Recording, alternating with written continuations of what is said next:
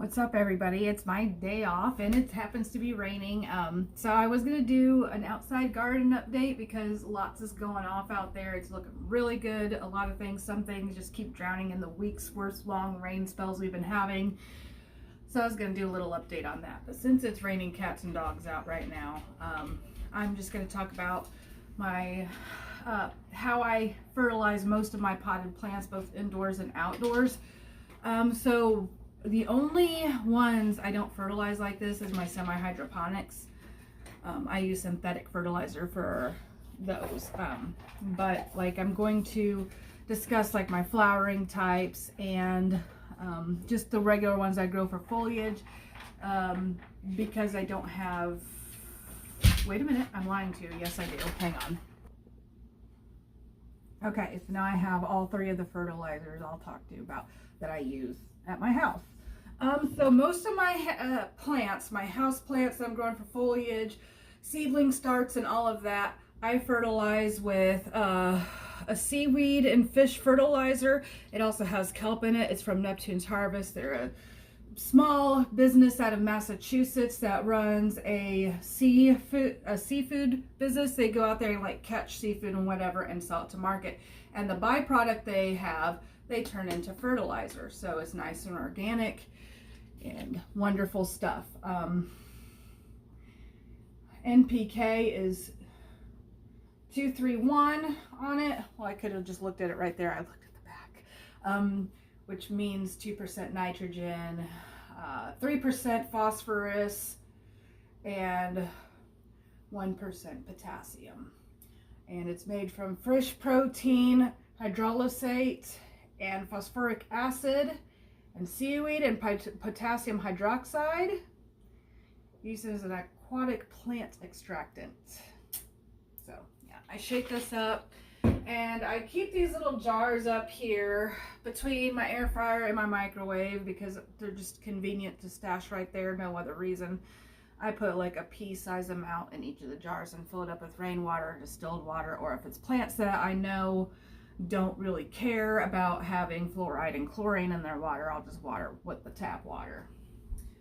I try to use rainwater most of the time just because it's free and it's better than putting chemicals in your plants. Anyway, and so for my second one, the ones that I want to grow for the blooms, I use Neptune Harvest Rose and Flowering. Also, like on my tomato plants, pepper plants, and things that I'm trying to get more blooms on to up production on them.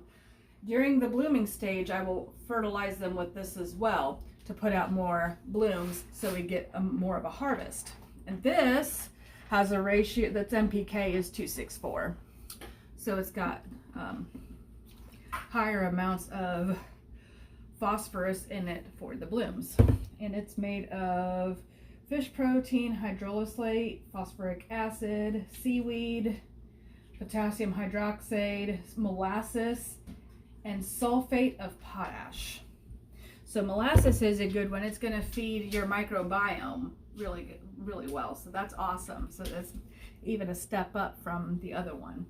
Okay, and then for when production is setting on any of my plants, peppers, squash, anything except for green beans and peas, which do not fertilize those.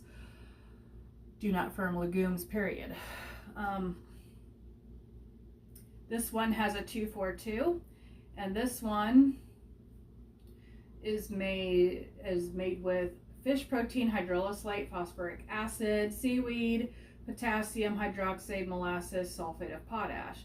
It also, maybe it won't show on this one, and maybe it's true, it's on the rose and flowering one too, but it also has like yucca extract too, which also helps your plants be more drought tolerant. But it's also got the molasses in it too, which is also going to feed the microbiome.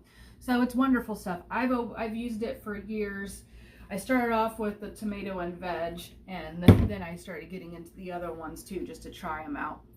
And it's easy to use. I prefer to use organic simply because it's feeding your microbiome, which is inevitably going to make your plants happier. And it's harder to burn your plants, to over fertilize your plants with organic versus synthetic, which is pretty easy to do.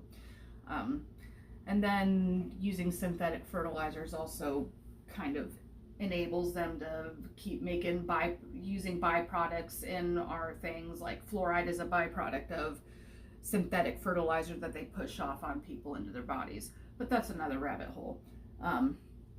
So anyway, let's get to fertilizing some plants. Okay, so like this is a lipstick plant. This is a pink passion, Thai pink, whatever you want to call it, lipstick plant. It's going to put off some beautiful pink blooms that look like tubes of lipstick open. That's why they're called lipstick plants, because that's what the blooms look like. And I have 2 jars over here set up, and the one that I got with the foliage fertilizer in it, I put the black lid on it because in my mind, okay, I'll explain that here after I show you this one. And then this one I put the yellow lid on because in my mind, blooms are colorful, so I'm going to use the yellow to remind me in my head that that's where the flowering fertilizer is in, and then black is just foliage, you know. So that makes sense for me, but finding a little system like that. And then I don't have much waste after dumping out this if I don't use it all, because you don't want to keep it like this for long, because it's, you know, it's just going to end up smelling and, you know. And it seems like there's little tadpoles in here because I am collecting rainwater in 5-gallon buckets outside my house. So sorry, little tadpoles. Okay. And then I just let them sit here in the sink until they're done draining. And a lot of people like to bottom water plants, but I'll tell you why I don't bottom water plants is for number one, I'm impatient. I got several things to do. I work full time, run a homestead, take care of 4 dogs, blah, blah, blah. Anyway, and then because then it's also flushing stuff out of the soil too if you do that, which is a good thing and a bad thing. Like if you had granular fertilizer in there, it's just going to keep flushing it out. They don't recommend granular fertilizer for potted plants anyway. They say liquid fertilizer is better. I don't know. That's just what they say. And then I have this Philodendron Splendid here that I got off of Plant Story. Same thing. And sometimes I'll spray my neem oil on top of it and on top of the soil too, so that way it kind of gets watered into the plant, because like neem oil, if it's, they say if you water it into your plant will take up the neem oil, and it'll also make it more pest and fungus and bacterial resistant as well. So, I mean, I'm spraying my leaves off with the neem oil anyway. Today I'm not, because I need to get more neem oil, but yeah, typically. There you go. That's all I do. And even with the ones outside, that's what I do. I can show you some of my liquid fertilizer sprayers when I'm doing it and it's not raining and pouring outside some other time. And I can't wait to show you my garden updates, guys. But, all right. Thank you for stopping by, though. I love you, and so does Jesus. God bless.